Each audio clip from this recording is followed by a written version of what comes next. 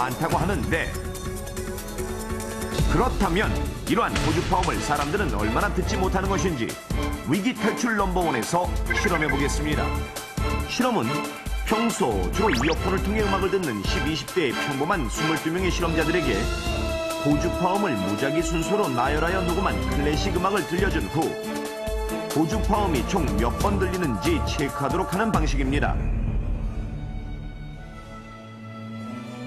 음악을 재생하자 잔잔하게 클래식 음악이 울려 퍼지더니 소리가 들리기 시작합니다.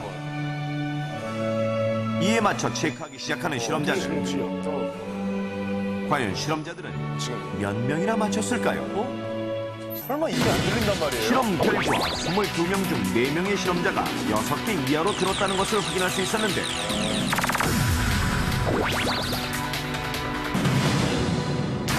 여기서 잠깐 이 고주파음이 얼마나 들리는지 자 시청자 여러분도 확인해 보십시오.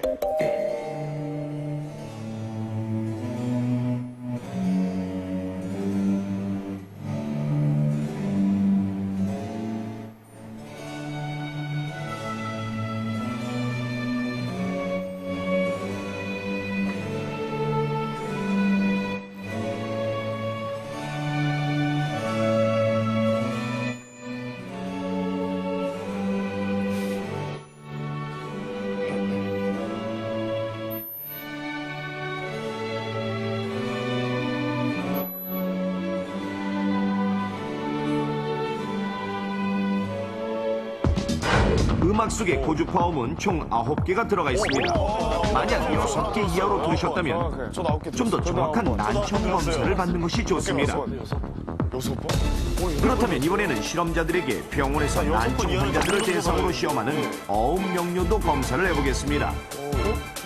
이는 스, 쯔, 츠, 프, 크, 흐와 같이 높은 음역으로 소리나는 낱말은 난청 환자들이 잘 듣지 못한다는 사실에 고안되어 만들어진 실험 방법입니다. 실험은 시작되고 전문가가 예시된 낱말을 읽어주자 힘, 열심히 받아 적기 시작하는 실험자들. 논, 실험을 마친 후 자신이 체크한 단어가 맞는지 점수를 확인하는데 실험 결과 무려 9명의 실험자가 적정 기준에 못 미치는 결과를 보였습니다. 두 번의 실험을 모두 통과하지 못한 실험자와 병원으로 가 청력 검사를 받아본 결과 이번에 검사 결과를 보니까요, 소음성 난청이 생기신 것 같습니다. 예, 과거력상 시끄러운 데서 많이 노출되셨는데요. 이제 시끄러운 기계 공장에서 한 1년간 근무하셨고, 또 개인용 음향기기인 MP3나 CD 플레이어, DMB 같은 것을 시끄러운 지하철이나 버스간에서 장기간 들으셨기 때문에 소음성 난청이 생기셨습니다. 실제로 이처럼 소음성 난청의 기질이 보이는 것을 확인할 수 있었습니다. 이처럼 본인이 인식하지 못하는 상황에도 난청은 진행될 수 있다는 것을 기억하고 한번 잃어버린 청력은 되돌릴 수 없기 때문에 자신의 청력 상태를 자주 확인해주는 것이 무엇보다 중요합니다. 그래서 알려드립니다. 위기 탈출 넘버원에서 소개하는 소음성 난청을 조기 발견하는 방법. 이와 같은 기기의 코드, 여성이나 어린아이들의 목소리, 이빨, 높은 음역의 자음 단어가 잘 들리지 않을 경우 난청을 의심하여 바로 병원에 가야 합니다. 하지만 무엇보다 중요한 것은 예방. 시끄러운 환경에서의 MP3, 휴대전화 등을 크게 듣거나 오래 듣는 상황을 피하고 가능한 이어폰이 아닌 헤드폰을 사용하는 것이 좋습니다. 집에서 음악을 들을 때도 1시간 감상 후에는 10분 정도 조용한 곳에서 귀를 쉬도록 하십시오. 정기적으로 청력 검사 및 진단을 받도록 하고 특히 어린이나 청소년들의 경우 보호자의 관심이 필요합니다. 당신이 방심하는 순간 당신은 평생 침묵 속에서 지내야 할지도 모릅니다.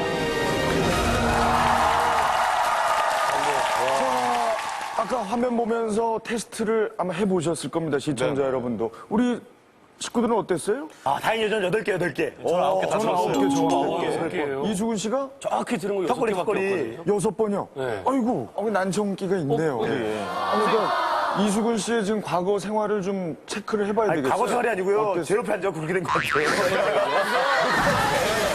한 90dB 이상 나오더라고요. 예. 농철 씨도 난청이어야 되는데. 나는 이렇게 평생 살았으니까 걱정이 됐는데. 아니, 어땠어요, 이수근 씨? 그동안 어떻게 제가 생활- 네. 그 수련원에서 오래 근무하다 보니까 레크레이션 강사했으니까. 스피커 큰 그거에서 맞다. 캠프파이어를 진행하다 보니까 짜 이러고 보니까 스피커가 막 제 귀에 가지고 정말 귀가 아팠던 적이 많았거든요. 그래서 멍해가지고 안 들려가지고 물 들어간 것처럼 그랬던 적이 많았는데 그냥 그렇게 신경 안 쓰고 이렇게 왔는데 지금도 높은 음은 잘 안 들리나요? 그거는 잘 몰랐어요. 지금 뭐 특별히 누가 나한테 높은 음은 이 친구 빼고는 할 사람이 없거든요.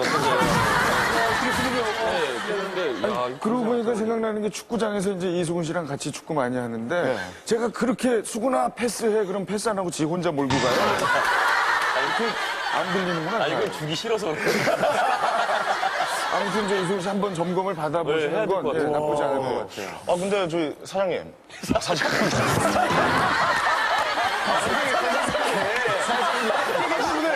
아니, 타이밍이라뇨. 엎드려 보는 거야, 지금. 죄송합니다. 아, 제가 좀 옛날에 술 먹고 엄마한테도 한번 이모라고 한 적 있어가지고 선생님 그러면 이 이어폰으로 이 듣는 그 청소년들 말고도 이 어린아이들도 이 난청이 걸릴 수가 있는 건가요? 예, 그럴 수가 있습니다. 최근에 한 대학병원에서 10년간 그 난청 환자 13,018명을 조사를 했더니 네. 그 중에 이제 10세 이하가 1,896명, 한 14.6%가 됐다고 합니다. 근데 이제 이런 경우는 대부분 중이염 같은 일시적인 난청의 원인에 의해서 그렇게 됐을 가능성이 많거든요. 네. 대부분 이제 아이들이 가서 TV 볼륨을 자꾸 키운다든지 또는 뭐 가까이 간다든지 엄마가 부르는데 잘 안 듣는다든지 이렇게 되면 혹시 중이염이 있을 수 있으니까 가서 병원에 가서 검사를 받아보시는 게 좋습니다. 2007년 스웨덴 오레브로 대학병원 10년 동안 휴대전화 사용 시 뇌종양 발생 확률이 20%나 증가한다는 추정 결과 발표. 더욱이 놀라운 사실은 뇌종양 발생 부위가 휴대전화와 접촉하는 부분과 일치한다는 충격적인 추정 결과 발표. 뿐만 아니라 2005년 호주 모나시 대학 청소년들이 휴대전화를 장기간 사용하면 부정적인 생각은 물론 즉흥적인 자살 충동으로까지 연결된다는 추정 결과 발표. 그렇다면 1980년대 초부터 보급되어 인류가 불과 25년 정도 사용한 휴대전화가 이렇듯 끔찍한 부작용 논란에 휩싸인 이유는 대체 무엇일까요? 그것은 바로 전자파 때문입니다. 하지만 그렇다고 해서 현대인의 필수품인 휴대전화를 이용하지 않는 것은 불가능한 일. 따라서 행여 발생할 수 있는 부작용에 대비해 휴대전화의 전자파를 피하는 방법을 터득하는 것이 지혜로운 것인데, 그렇다면 평소 우리가 전자파에 어느 정도 노출되어 있는지 휴대전화를 자주 사용하는 사람들의 하루를 살펴보겠습니다. 업무상 하루에도 10번 이상 휴대전화를 이용한다는 자동차 영업 직원 박진용 씨. 감사합니다. 박진용 씨의 휴대전화에서 전자파가 발생하면 바로 이 기계에 전자파 수치가 측정됩니다. 자, 지금부터 여러분의 생활과 잘 비교해 보십시오. 출근하자마자 전화를 받는 진용 씨. 그 순간 전자파 측정기에 전자파가 감지되고 문자를 보내는 순간에도 문자가 오는 순간에도 이렇듯 전자파가 감지됩니다. 통화 중 대기 전화가 오는 것도 부지기수며 예, 제가 지금 전화가 들어왔었는데 다시 한번 전화 드리겠습니다. 예, 알겠습니다. 예.